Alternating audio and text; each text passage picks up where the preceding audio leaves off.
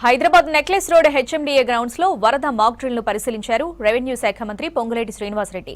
రాష్ట్ర వ్యాప్తంగా వరదలు, అటవీ అగ్ని ప్రమాదాలు, పారిశ్రామిక ప్రమాదాలపై భారీ మాక్ ఎక్సర్సైజ్లు నిర్వహిస్తున్నారు. లైఫ్ బోట్లు, వాటర్ రెస్క్యూ టెక్నిక్స్, అత్యవసర తరలింపు చర్యలను వివరించారు. ప్రజల ప్రాణాలు, ఆస్తుల రక్షణే ప్రభుత్వ ప్రధాన లక్ష్యమన్నారు మంత్రి పొంగులేటి. అగ్ని ప్రమాదాలు, వరదలు, పారిశ్రామిక ప్రమాదాల సమయంలో ముందస్తు చర్యలు కీలకమన్నారు. ప్రజలను సురక్షిత ప్రాంతాలకు తరలింపు, రెస్క్యూ చర్యల సమన్వయంపై ప్రత్యేక దృష్టి పెట్టాలని సూచించారు. మీడియా, సోషల్ మీడియాలో బాధ్యతాయుతమైన సమాచారం ప్రజలకు చేరాలని అధికారులకు సూచించారు. రాష్ట్రంలో విస్తృత స్థాయిలో మాక్ డ్రిల్స్ నిర్వహించిన ఎన్డీఆర్ఎఫ్, ఎస్డీఆర్ఎస్, విపత్తు నిర్వహణ శాఖ, జిల్లా అధికారులకు అభినందించారు మంత్రి పొంగులేటి.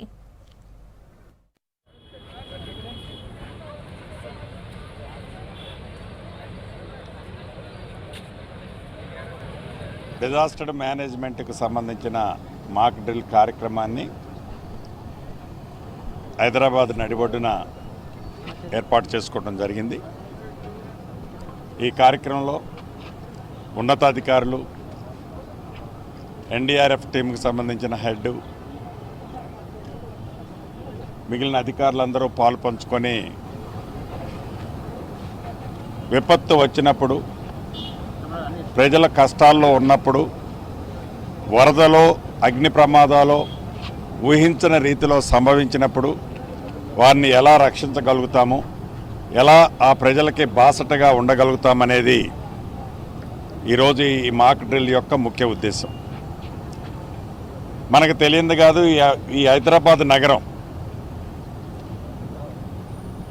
1908లో ఎటువంటి వరదలకి ఎఫెక్ట్ అయిందో, తదుపరి ఈ మధ్యనే 2025లో కూడా ప్రత్యక్షంగా మనం అటువంటి పరిస్థితి హైదరాబాద్ పట్టణంలో చూసాం.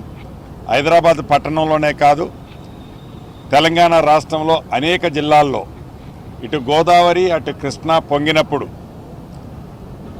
పై రాష్ట్రాల్లో అత్యధిక వర్షాలు కురిసి కనీవిని ఎరగని వరద వచ్చినప్పుడు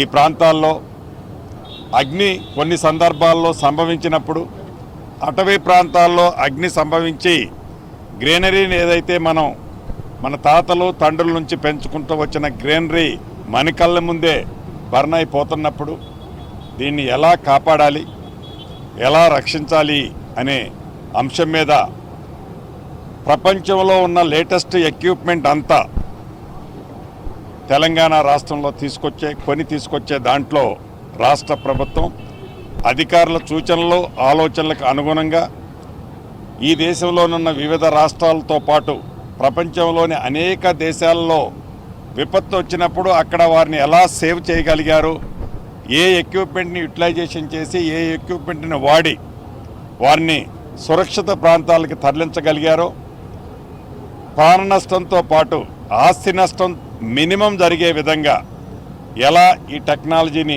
ఉపయోగించారు అనేది క్షుణ్ణంగా పరిశీలించే దాంట్లో భాగంగా ఈ మాక్ డ్రిల్ని డెఫినెట్గా మంచి తెలంగాణ రాష్ట్రానికి జరుగుద్దని మనస్ఫూర్తిగా ఆశిస్తూ